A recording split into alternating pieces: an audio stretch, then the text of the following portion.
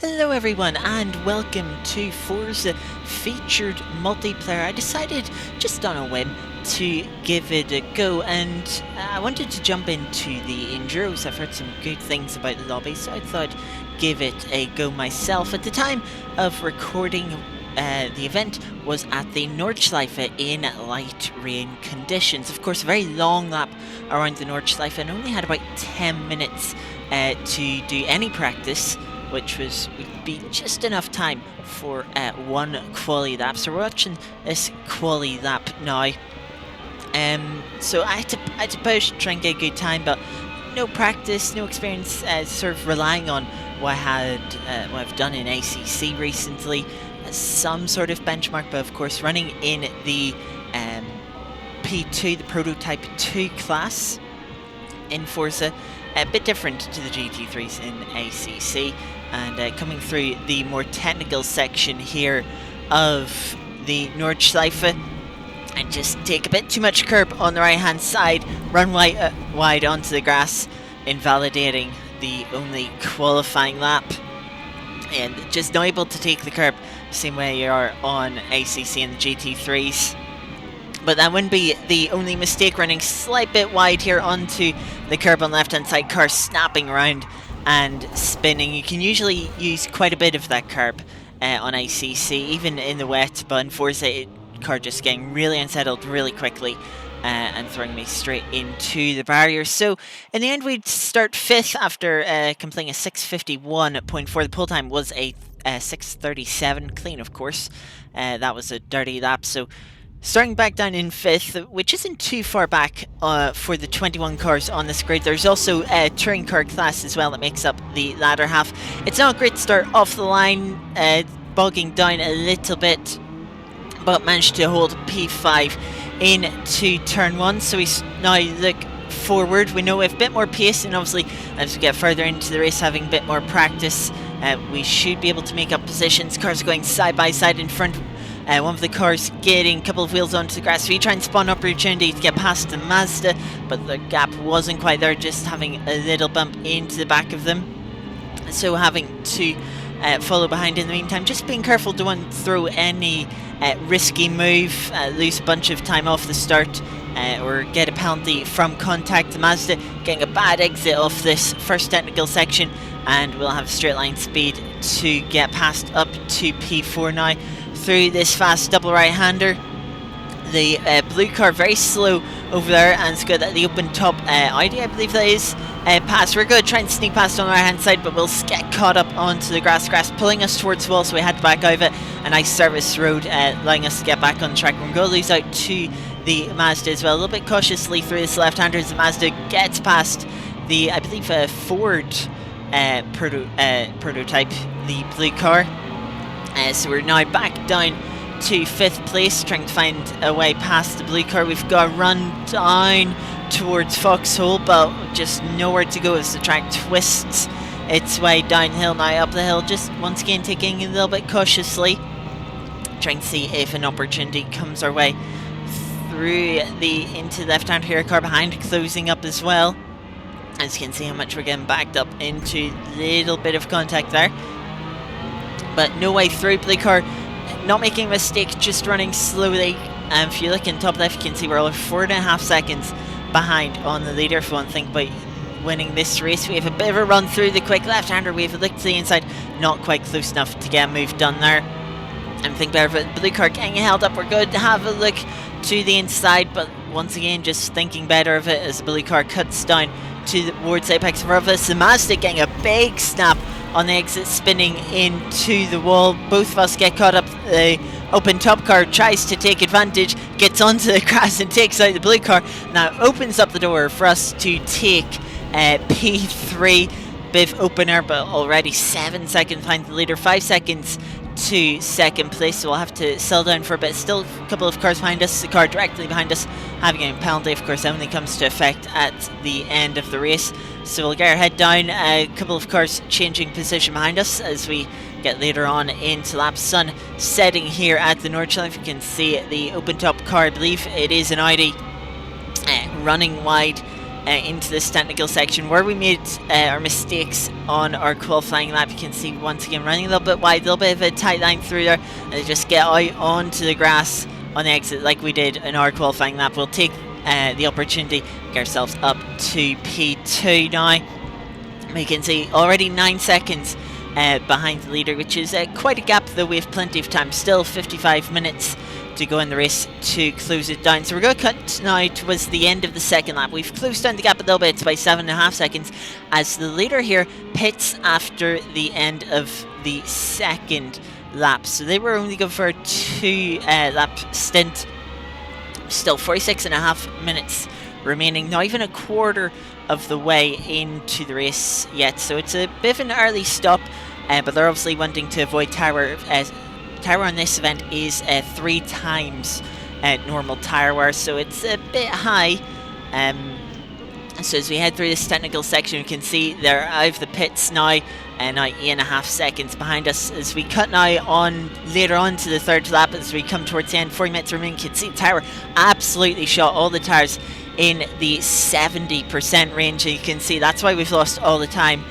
Tyres, you start getting a little bit of light wear in the sort of beyond 50%, but once you hit 60%, that's when the tyres really start to fall off. On average, you lose about a couple of seconds a lap in the 60% range. Of course, the Nordschleife a much longer lap, so you lose a lot more time. So that gap's come down to nearly just over 1.5 seconds, but we still have this final braking zone to contend with. We're maybe a little bit braver in there, opening the gap to about 2 seconds as we come into the pits. A third of the way into the race, but you can see there we lose the lead very quickly in the pit lane, setting up our pit stop, fueling up to 60%, taking on a new set of wet tyres. The light rain just too heavy for any of the slick compounds. The rain would have to ease up to a drizzle for that to be a case. 2.9 second pit stop here. We started the race with full fuel just because I didn't know exactly what the strategy would be, so I wanted to leave the doors open. Now we know we only need about 60% for a 3-lap stint. As we get underway, we're now 14.5 seconds back on the leader on our differing strategies as we come to the end of this first lap of our stint. Of course, it's been 2 laps for the leader of their stint, so they come into the pits. We're about 13.5 seconds back. See, they're well into the pit lane when we eventually make our way past. So we'll see here what the gap is. Both of us have opened up a massive gap to the cars behind, so it's a 2-horse race for the lead, or for the win here. But as they come out of the pits, they've dropped down 5 seconds back, but of course we're on even pit stops to the end now, but of course we'll have to take a couple of high tyre wear laps. You can see during this lap we've opened the gap up to 7 seconds, but running slightly wide through the fast left-hander on the uphill section to the carousel does grant us a small penalty, which was a bit harsh from the game. We didn't gain any time, didn't really lose any time either, managing to keep hold of the car. Was very worried about spinning the car. As we head later on to the lap, we've opened the gap 2.5 seconds. Can see their tyres just getting up to 47%, so we know for sure that they'll be starting to wear out in the next lap, but we're going to brave it out as we did last time, see how much time we lose this time. Let's also mention the touring cars I mentioned start of the race. Of course, a very long lap with the Nordschleife. You don't catch up to the touring cars too much. That's third place driver of the touring cars, first one that we've caught up to and had to pass. They binned into the wall as we came up past them, so we don't lose too much time. Had to be a little bit cautious into the braking zone.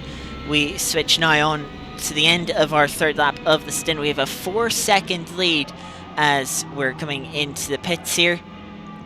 So we might see the leader here is their second lap of the stint as well, so we set up our fuel. We're going to go 50% because we know things are a little bit tight, and of course with Forza the races end on the time limit, so as soon as the hour ends, no later.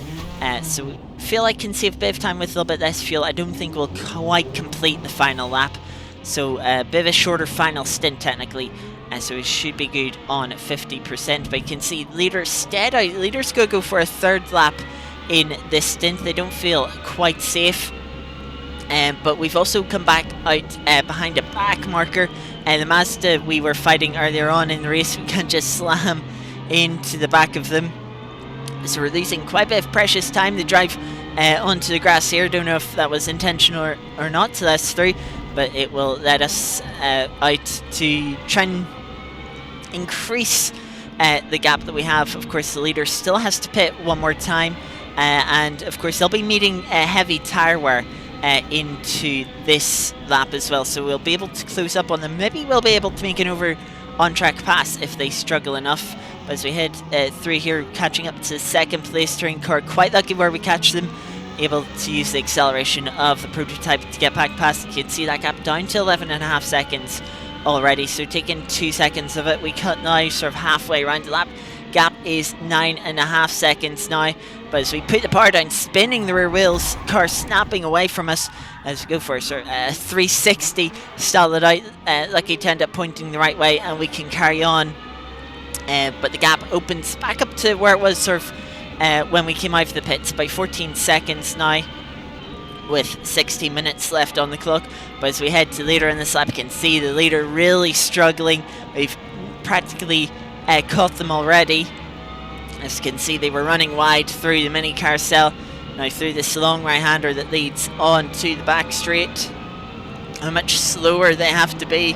We keep tight to the inside line, and you can see how much more grip that we have, just easily getting past them. They'll tuck up into the slipstream, which might give them an opportunity to come back here. But yeah, for certain they'll have to pit at the end of this lap, which will drop them by 20 seconds back. They'll have a lap fresher tyres, which will certainly help them come the final lap of the race, but 20 seconds is going to be a lot to close up. We've only gained maybe about 16 seconds this lap, so it seems like we've maybe had a bit more paces. We only lost by 5 or 6 to Bob in... I couldn't quite make out what car they were in, but as they come into the pits, we'll carry on for start what will be the penultimate lap. And yeah, as in the final stint, they really struggled with consistency, making a lot of mistakes. Can see the tyres back up to 70% as we come in to the end of the race. So we'll win this race by over 4.5 minutes in the end, as the cars behind really struggled for consistency, probably pushing a lot, knowing that it was all they could do to try and catch up to win the race. You can see their best lap, 6:34.5, 6:39 for the second place. You can see, unfortunately, quite a few drivers quitting out of the race. Only 6 people finishing in total, 3 across each class. But yeah, fun way to get introduced to the featured multiplayer races. Unfortunately struggled to find another lobby of decent size. I'll do it for this video, however. Thank you everyone very much for watching, and I will see you next time. Goodbye.